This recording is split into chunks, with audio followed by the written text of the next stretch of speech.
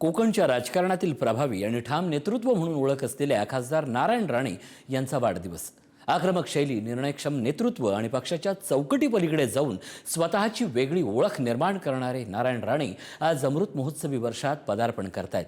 स्थानिक स्वराज्य संस्थांपासून ते राज्याच्या मुख्यमंत्रीपदापर्यंत आणि केंद्र सरकारमधील मंत्रिपदापर्यंतचा त्यांचा प्रवास अत्यंत प्रेरणादायी मानला जातो। अमृत महोत्सवी वाटचाल करणाऱ्या कोकणच्या या लढवय्या स्वाभिमानी नेतृत्वाचा हा झंझावाती प्रवास। नारायण राणे हे नाव उच्चारलं की कोकणची माती, संघर्ष आणि आक्रमक नेतृत्व डोळ्यासमोर उभं राहतं। एक काळ असा होता जेव्हा कोकणात काँग्रेस आणि समाजवादी विचारांचा प्रभाव होता। राजकारण संथ होतं, परंपरागत होतं। पण 90च्या दशकात एक वादळ आलं आणि त्या वादळाचं नाव नारायण दातू राणे। भाजपचे ज्येष्ठ नेते, माजी केंद्रीय मंत्री, माजी मुख्यमंत्री, रत्नागिरी सिंधुदुर्ग जिल्ह्याचे खासदार नारायण राणे महाराष्ट्राच्या संयमी राजकारणात शिवसेनेपासून काँग्रेसपर्यंत आणि त्यांच्या महाराष्ट्र स्वाभिमान पक्षापासून ते आताच्या भारतीय जनता पक्षापर्यंत नारायण राणे यांचा झंझावात कायमच आक्रमक राहिला आहे। विरोधात असताना सत्तेवर अंकुश ठेवायचा आणि सत्तेत असताना विरोधकांवर। याला दिलदारपणाची जोड दिल्यानं नारायण राणे यांनी कोकणच्या राजकारणात आणि महाराष्ट्राच्याही राजकारणात स्वतःचं राणे समर्थक कार्यकर्त्यांचं वेगळं स्थान निर्माण केलं।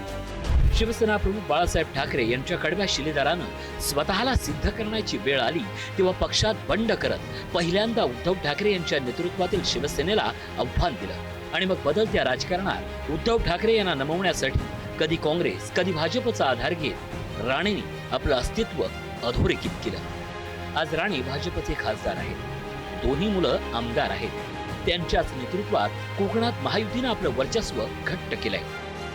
नारायण राणे यांचा तात्काळ निर्णय, प्रशासनावर मजबूत पकड, जनतेच्या प्रश्नांना प्राधान्य या गुणांमुळे त्यांच्या नेतृत्वाचा कार्यकाळ आजही आठवला जातो। राणे कधीच कोणत्याही चौकटीत बसले नाही। त्यांनी स्वतःची वेगळी राजकीय ओळख निर्माण केली। कधी काळी त्यांना संघर्षाची असणारी ही वाट आज त्यांच्या मुलांच्या राजकीय प्रवासात राणे स्टाईल बनली आहे। 1980च्या दशकात शिवसेनेतून राणेंनी आपली राजकीय कारकीर्द सुरू केली। आधी नगरसेवक आणि त्यानंतर 1990 मध्ये पहिल्यांदा ते शिवसेनेचे आमदार बनले।